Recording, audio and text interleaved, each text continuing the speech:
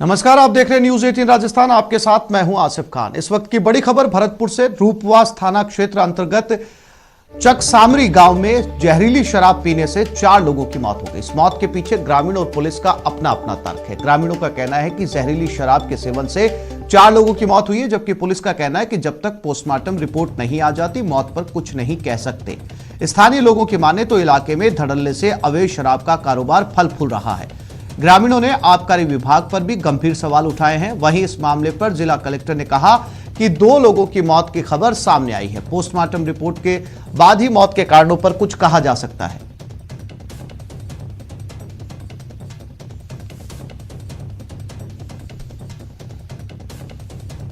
तो भरतपुर से यह खबर है, जहां पर जहरीली शराब पीने से 4 लोगों की मौत हो चुकी है। कुछ लोग हॉस्पिटल में एडमिट हैं।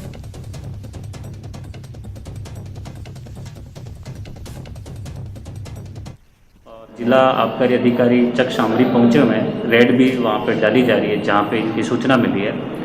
तो संपूर्ण तथ्यों का समावेशन और जो विभिन्न एजेंसियां हैं वो जांच करके मुझे ऐसा लगता है कि शाम तक हम ये निष्कर्ष से बता पाएंगे कि इन लोगों की मृत्यु का कारण क्या है और जो एडमिट हैं उनमें क्या कारण है और क्या पूरा घटनाक्रम है। उसके अनुसार इस घटना में 2 लोगों की मृत्यु हुई है और 4 से 5 लोगों को रेफर किया गया है।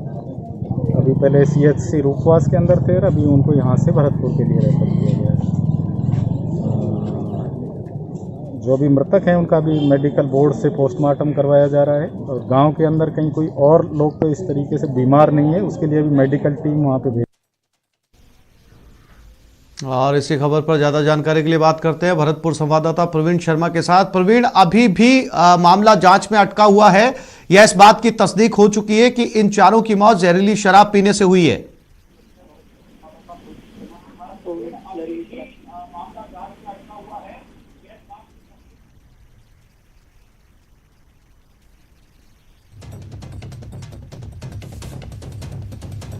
प्रवीण से फिर से संपर्क करेंगे, कोशिश करेंगे बातचीत करने की, लेकिन मामला भरतपुर से जुड़ा हुआ है, जहां पर पुलिस का यह कहना है कि जब तक पोस्टमार्टम की रिपोर्ट नहीं आ जाती ये नहीं कहा जा सकता कि इन 4 की मौत जो है वो जहरीली शराब पीने से हुई है। जबकि गांव वाले लगातार पुलिस से ये कह रहे हैं कि ये जहरीली शराब पीने की वजह से मौत हुई है। एक बार फिर से कोशिश करते हैं प्रवीण शर्मा के साथ बात करने की।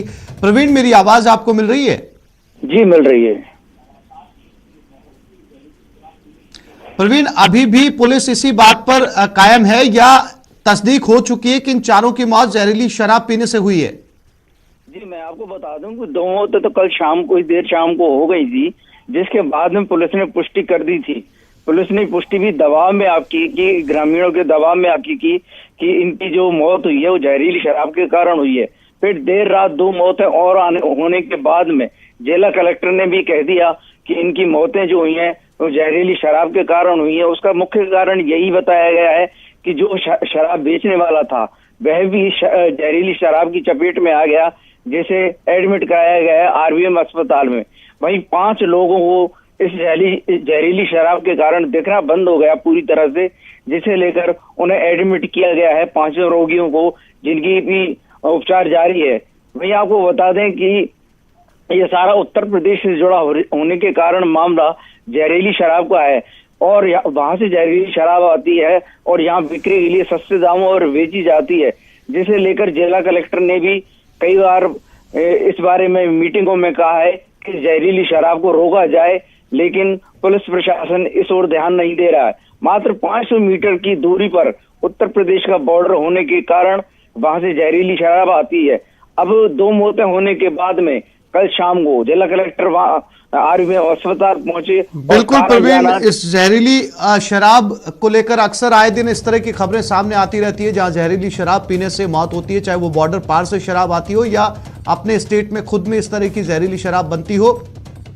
लगाम लगाए जाने की बेहद इस पर जरूरत है। तमाम जानकारी के लिए प्रवीण आपका शुक्रिया।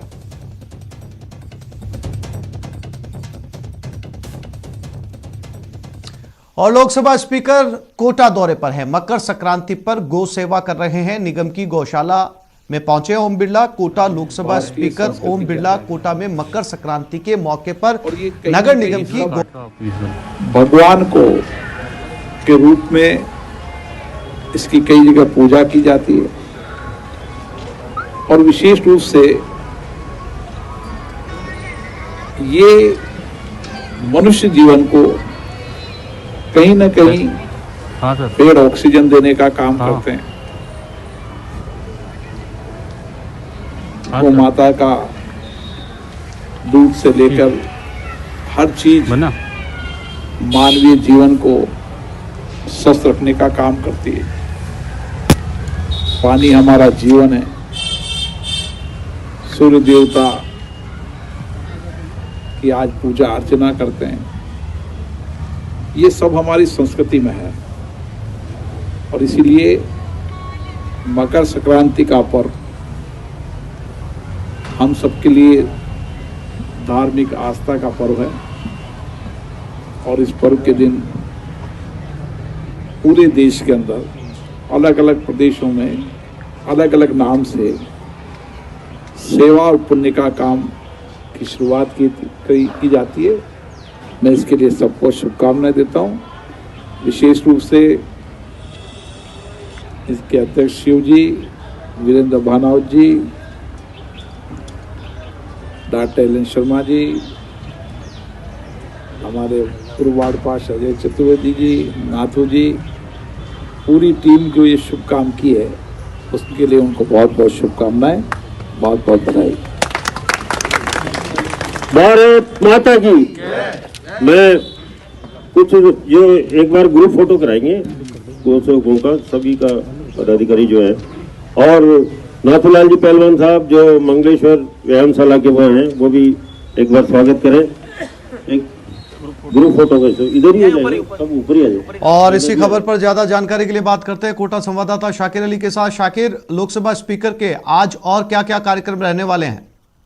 जी देखिए, आज जो है वो सुबह उन्होंने आवाज पर जन सुनवाई की। उसके बाद में अब ये जो नगर निगम की जो गौशाला है, कायना हाउस जो है, वो यहाँ पर पहुंचे हैं और गौ सेवा का जो समिति है उसकी ओर से जो कार्यक्रम आयोजित किया गया है उसमें शरीक हुए हैं। यहाँ पर जो है आज जो है गौ सेवा कार्यक्रम आयोजित किया जा रहा है। इसके तहत जो है देर बाद गायों को जो है चारा भी खिलाएंगे और जो लापसी तैयार की गई है वो लापसी भी जो है गायों को जो है यहाँ पर दी जाएगी। तो लोकसभा स्पीकर जो है लगातार जब भी शहर में पहुंचते हैं, कोटा में आते हैं, तो जो है कई सारे कार्यक्रमों में शरीक होते हैं। उसी कड़ी में आज जो कार्यक्रम है वो अपना आप में महत्वपूर्ण इसलिए भी हो जाता है क्योंकि आज मकर संक्रांति का दिन है और दान पुण्य का दिन है। तो स्पीकर बिरला अब जो है आगे बढ़ रहे हैं, जिस तरह से ये गौशाला जो है उसमें वो प्रवेश कर रहे हैं और यहाँ से जो है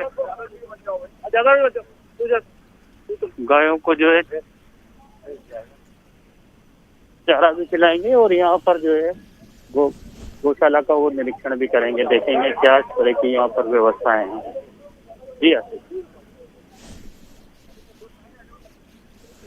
जी शाकिर, जानकारी के लिए आपका शुक्रिया।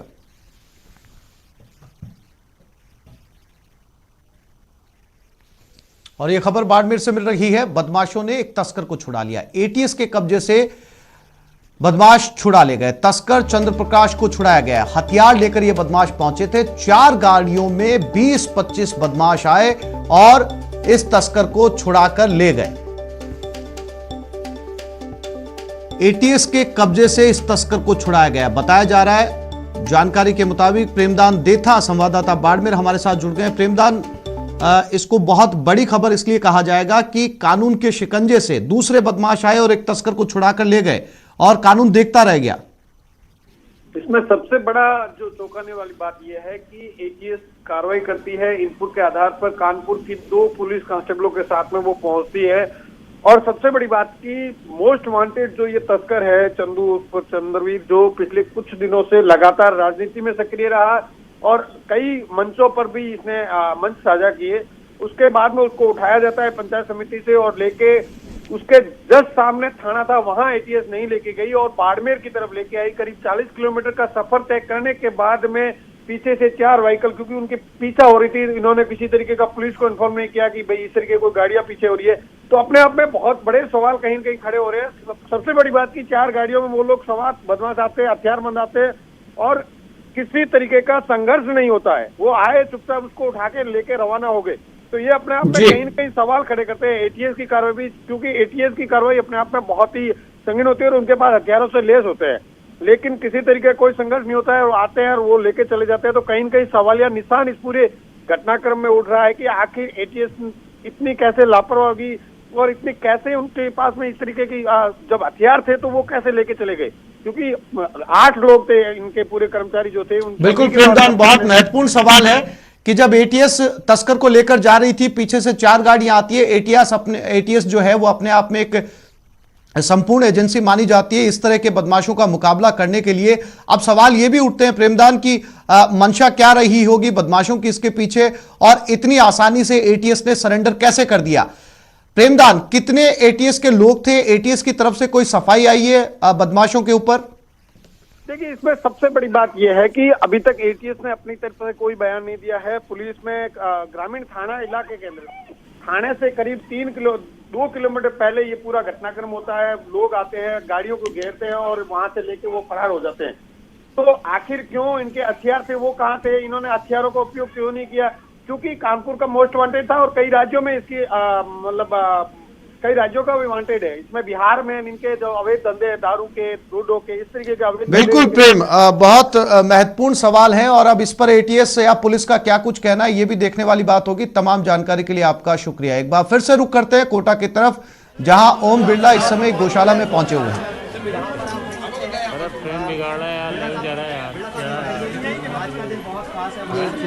लोकसभा स्पीकर अपने गृह जिले कोटा में आज मकर संक्रांति के मौके पर एक गौशाला में पहुंचे, जहां पर इन गायों के लिए एक लापसी तैयार की गई है और ओम बिरला इस लापसी को गायों को खिलाते हुए सुबह जनसुनवाई की और उसके बाद जो है वो इस गौशाला में पहुंचे हैं।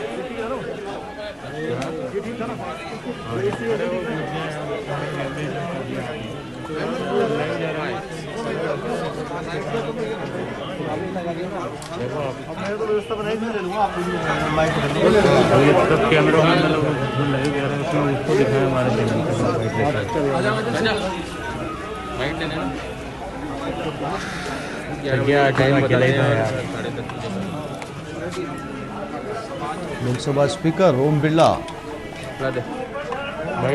कोटा, उनका कार्यक्रम आना जाना उनका लगा रहता है।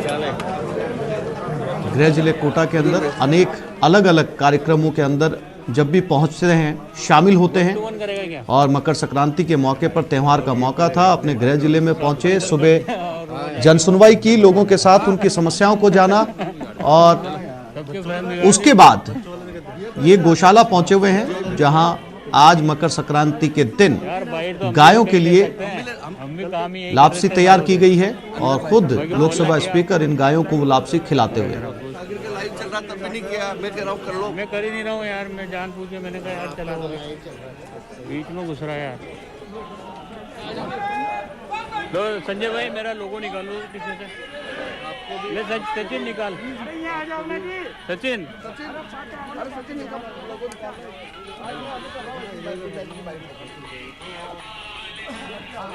आराम से निकाल, अरे बीच वाली में होगा, ध्यान से निकालना, चेन लगा दे यार भाई। लोकसभा स्पीकर ओम बिरला इस समय गौशाला में, कोटा से सीधी तस्वीरें जहां पर ओम बिरला इस वक्त एक गौशाला में।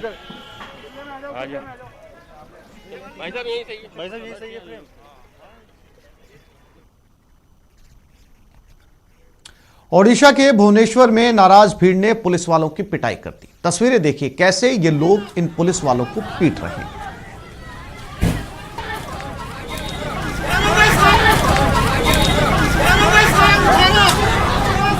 लोगों के गुस्से के सामने पुलिस की एक नहीं चली और किसी तरह भागकर अपनी जान बचाई। बताया जा रहा है कि पुलिस ने भद्रक जिले में बापी महालिक नाम के शख्स को पूछताछ के लिए उठाया था, लेकिन गांव के तालाब के पास उसका शव मिला, जिसके बाद लोगों का गुस्सा फूट पड़ा।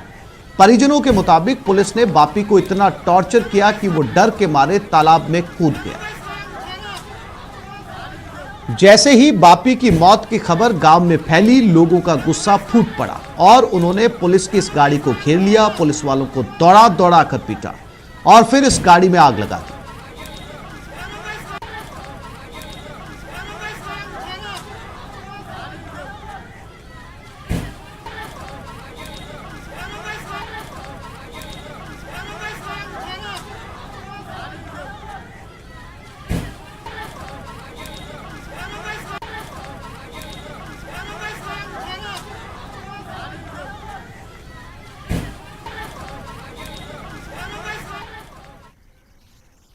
और एक बार फिर से रुक करते हैं पुण्य कोटा सेवा की के तरफ, पर्व क्या के कुछ रूप कह रहे हैं में लोकसभा स्पीकर, मकर सुनते हैं। संक्रांति का पर्व मनाते हैं।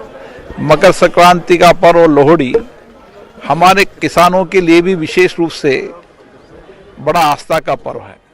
हम अच्छा अन्न उत्पादन हो, खेत कल्याण में खुशहाली समृद्धि आए, किसान खुशहाल समृद्ध हो, ये भगवान से हम प्रार्थना करते हैं। और मुझे आशा है आने वाली फसल समृद्ध होगी, खुशहाल होगी, किसान समृद्ध होंगे और अच्छा अन्न उत्पादन कर कर अन्नदाता के रूप में किसान जो सेवा का काम करता है उससे संपूर्ण समाज के अंदर बदलाव आता है। स्पीकर साहब, वैक्सीन आ गई है, कोटा में भी आज पहुंच जाएगी क्योंकि सुधार किया जा रहा था जिसका, किस तरह का आप मैसेज देना चाहेंगे देशवासियों को? कोविड-19 महामारी से भारत सरकार माननीय प्रधानमंत्री जी के नेतृत्व में हमने इस चुनौती को लड़ा और काफी हद तक इस महामारी को रोकने में सफल भी हुए। लेकिन इस महामारी को रोकने के लिए वैक्सीन का काफी लंबे समय से इंतजार था। 16 तारीख से वैक्सीन लगाने की हमारे फ्रंट लाइन वर्कर जो कोविड की फ्रंट पर सेवा का काम करते हैं, प्रथम फेज पर उनके वैक्सीन लगेगी। उसके बाद केंद्र और राज्य सरकार ने मिलकर एक नीतिगत फैसले के आधार पर देश के अधिकतम लोगों पर वैक्सीन लगे ताकि इस कोविड महामारी को हम रोकने में सफल हो सके। मुझे आशा है कि हमारे वैज्ञानिकों पर कि निश्चित रूप से ये वैक्सीन सफल होगी और कोविड महामारी को रोकने में हम सफल होंगे। कोचिंग खुलने व्यवस्था हो चुकी है, तो कोचिंग के लिए लोगों को क्या मैसेज देंगे? कोटा की काफी टाइम से संपूर्ण देश के अलग अलग क्षेत्रों के अंदर स्कूल, कॉलेज, कोचिंग सभी खुले हैं। कोटा कोचिंग विद्यार्थियों की मांग थी, अभिभावक भी चाहते थे कि अब ऑनलाइन की जगह हम कोचिंग क्लास में आए। कोटा की जनता की मांग पर कोचिंग शुरू किए। मुझे लगता है कि हम संपूर्ण गाइडलाइन की पालन करते हुए इस कोचिंग क्लास को ठीक से चलाएंगे ताकि बच्चों को भी ठीक से शिक्षा मिल सके और आर्थिक रूप से भी कोटा के लोगों को व्यापार मिल सके।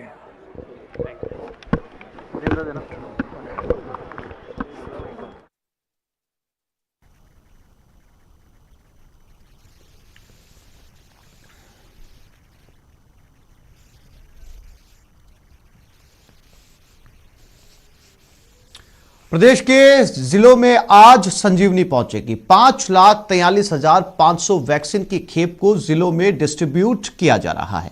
सेठी कॉलोनी स्थित स्टोरेज सेंटर से ये वैक्सीन रवाना हो रही हैं।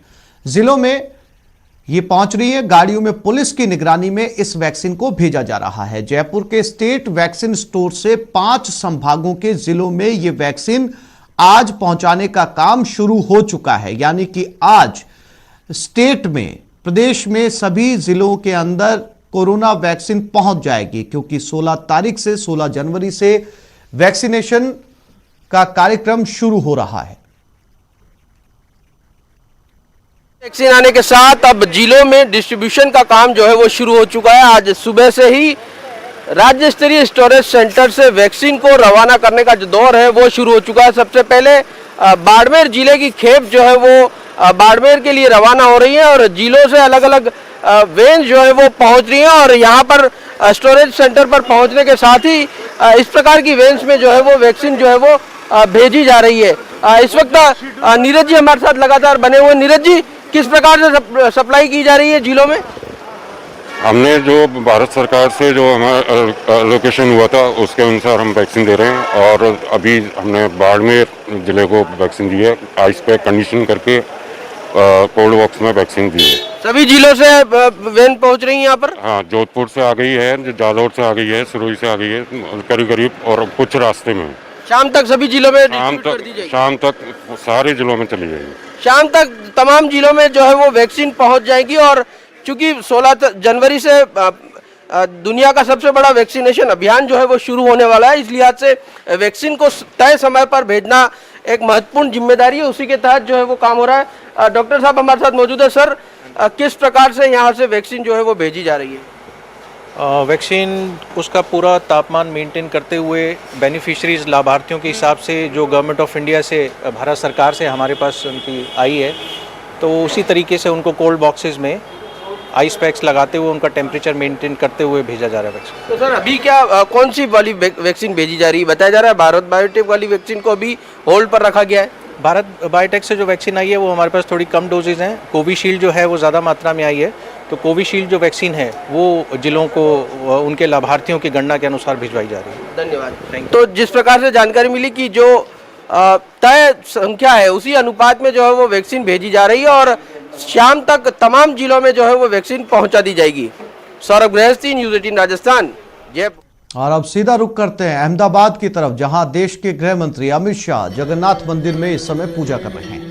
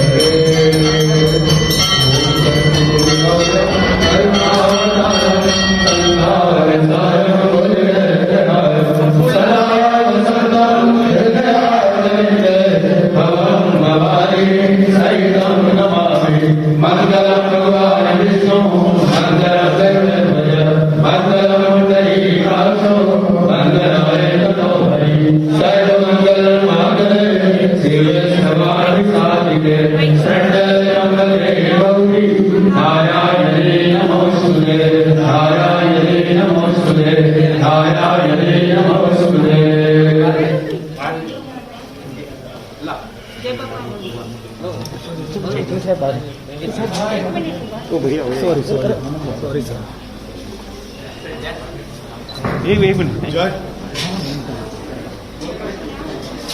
जगन्नाथ जी भगवान की श्री सुभद्रा की श्री गुरुदत्तात्रेय भगवान की श्री नरसिंह भगवान की श्री रणछोड़ राय की। तो इस बुलेटिन में फिलहाल इतना ही। नमस्कार।